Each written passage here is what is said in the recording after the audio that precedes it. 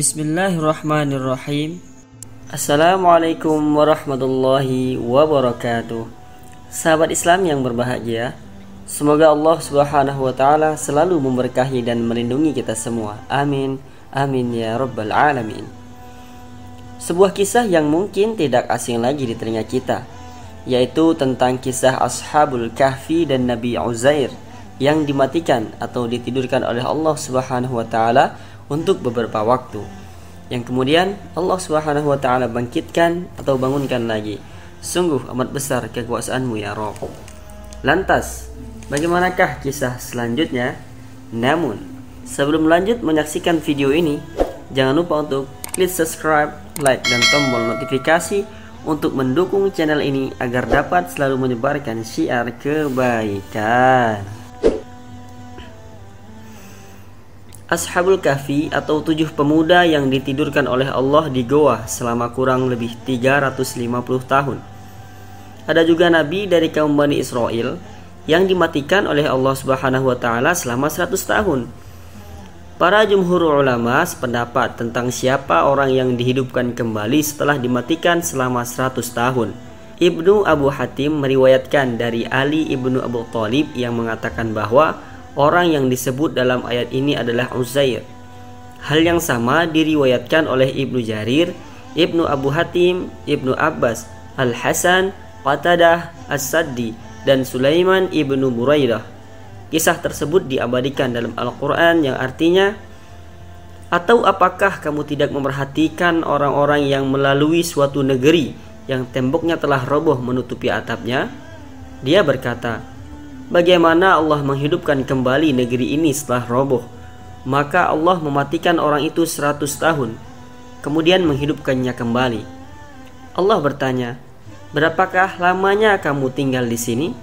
Ia menjawab, "Saya telah tinggal di sini sehari atau setengah hari." Allah Subhanahu wa taala juga berfirman, "Sebenarnya kamu telah tinggal di sini 100 tahun lamanya. Lihatlah kepada makanan dan minumanmu yang belum lagi berubah, dan lihatlah kepada keledai kamu yang telah menjadi tulang belulang.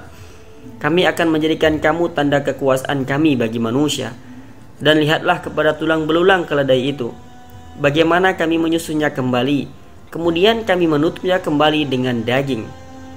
Maka tatkala telah nyata kepadanya bagaimana Allah menghidupkan yang telah mati, dia pun berkata, saya yakin bahwa Allah Maha Kuasa atas segala sesuatu." Quran Surah Al-Baqarah ayat 259. Mujahid ibnu Jabr mengatakan bahwa orang tersebut adalah seorang lelaki dari kalangan Bani Israel. Tapi Ibnu Katsir berbeda pendapat apakah dia nabi atau orang solih. Adapun negeri yang disebutkan dalam ayat, menurut pendapat yang terkenal mengatakan Baitul Maqdis, dan sebagian mengatakan di negeri Irak, tetapi yang paling rajih di Baitul Maqdis atau yang lebih dikenal dengan Palestina. Orang tersebut melaluinya setelah negeri itu dihancurkan oleh Bukhtanasar dan semua penduduknya dibunuh yang temboknya roboh menutupi atapnya. Maka lelaki itu berdiri seraya berpikir tentang kejadian yang menimpa negeri itu dan penduduknya. Padahal sebelumnya negeri tersebut sangat ramai dan dipenuhi oleh bangunan-bangunan yang menjulang tinggi. Lalu ia berkata, bagaimana Allah menghidupkan kembali negeri ini setelah roboh hancur berkeping-keping? Dia mengatakan demikian setelah melihat kehancuran dan kerusakan negeri tersebut yang sangat parah. Dan sudah itu, bagaimana cara mengembalikannya seperti sedia kala? Maka Allah mematikan orang itu 100 tahun, kemudian menghidupkannya kembali. Menurut salah satu pendapat, negeri tersebut diramaikan kembali setelah 70 tahun kematian lelaki itu. Penduduknya lengkap seperti semula, dan kaum Bani Israel kembali lagi ke negeri itu. Ketika Allah membangkitkannya sesudah ia mati, maka anggota tubuhnya yang pertama kali dihidupkan oleh Allah adalah kedua matanya. Dengan demikian, maka ia dapat menyaksikan perbuatan Allah, bagaimana Allah menghidupkan kembali dirinya, dan menyaksikan bagaimana Allah menghidupkan keledainya. Setelah seluruh tubuh lelaki itu hidup seperti sedia kala, maka Allah berfirman kepadanya melalui malaikat, "Berapakah lamanya kamu tinggal atau tertidur di sini?" Ia menjawab, saya telah tinggal atau tertidur di sini sehari atau setengah hari. Ibnu Katsir berkata, karena Nabi Uzair tidur di kebun itu di waktu siang dan dibangunkan akhir waktu siang, makanya dia berpikir tidurnya hanya 1 hari atau hanya setengah hari saja, yang padahal ia telah tertidur selama 100 tahun lamanya. Pendapat lain mengatakan dia merasakan bahwa dirinya mati pada permulaan siang hari, kemudian dihidupkan kembali pada petang harinya. Akan tetapi ketika ia melihat matahari masih tetap ada, ia menduga bahwa ia dibangkitkan dalam hari yang sama. Karena itulah ia berkata, atau setengah hari. Maka Allah Subhanahu wa taala menjawabnya melalui firman, sebenarnya kamu telah tinggal di sini 100 tahun lamanya. Lihatlah kepada makanan dan minumanmu yang belum lagi berubah. Demikian itu karena menurut kisahnya disebutkan bahwa lelaki itu membawa buah anggur, buah tin dan minuman jus. Maka ia melihatnya masih utuh seperti semula. Tiada sesuatu pun yang berubah. Minuman jusnya tidak berubah, buah tinnya tidak masam dan tidak busuk, serta buah anggurnya tidak berkurang barang sedikit pun.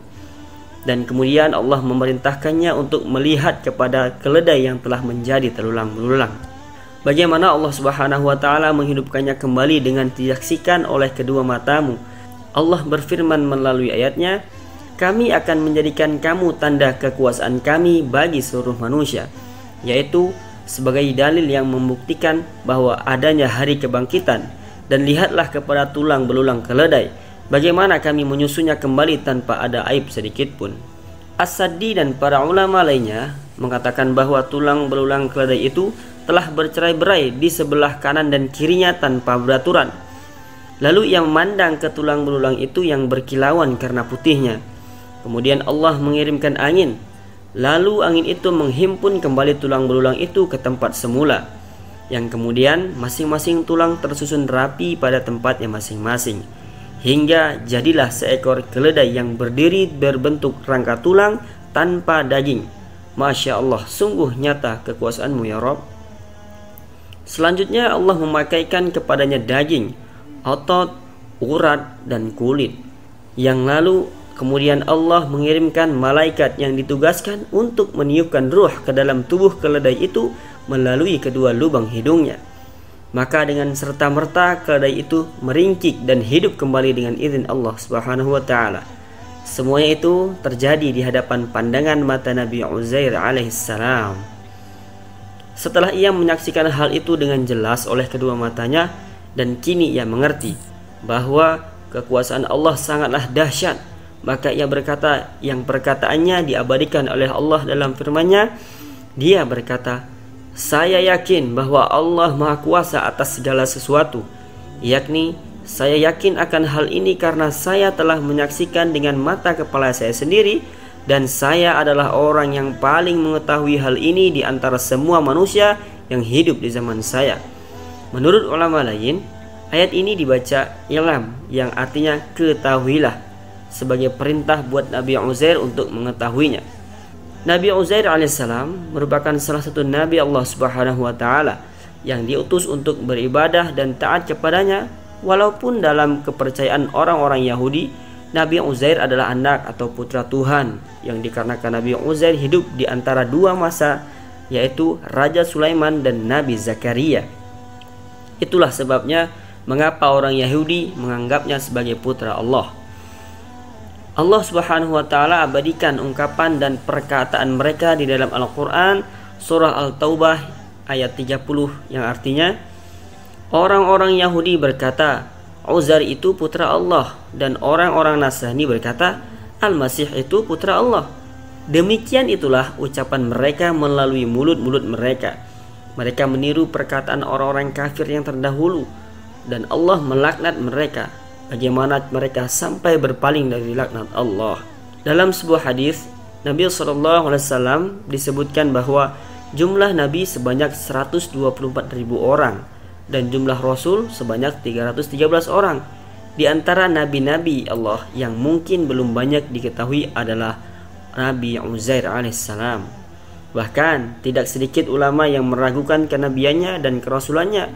Walaupun demikian, Ada juga sebagian kelompok ulama yang menganggapnya sebagai seorang nabi, dan sebagian lagi menganggapnya sebagai rasul, dan sebagian lagi menganggapnya sebagai orang solih dari Bani Israel.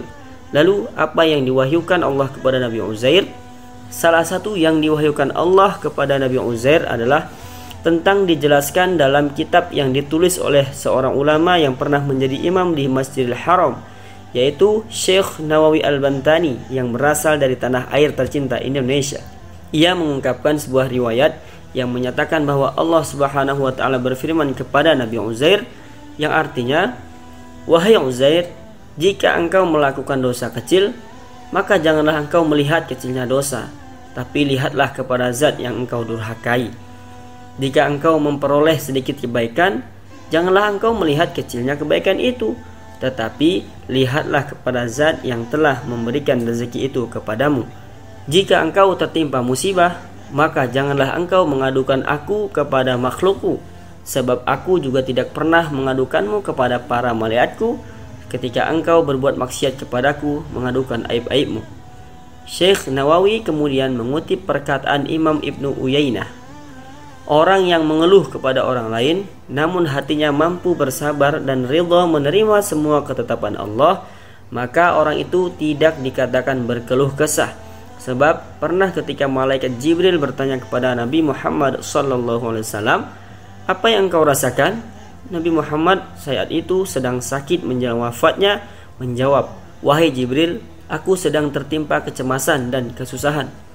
Sementara itu Ibnu Katsir dalam tafsirnya di Qisas Al-Anbiya mengatakan, para ulama berselisih pendapat tentang orang tersebut, apakah Uzair, Khidir atau Armiyah bin Khalqiyah. Namun banyak pula yang menyatakan bahwa Uzair bukan nabi. Namun menurut Ibnu Katsir, pendapat yang masyhur menyatakan bahwa Uzair adalah seorang nabi yang diutus Allah kepada Bani Israel.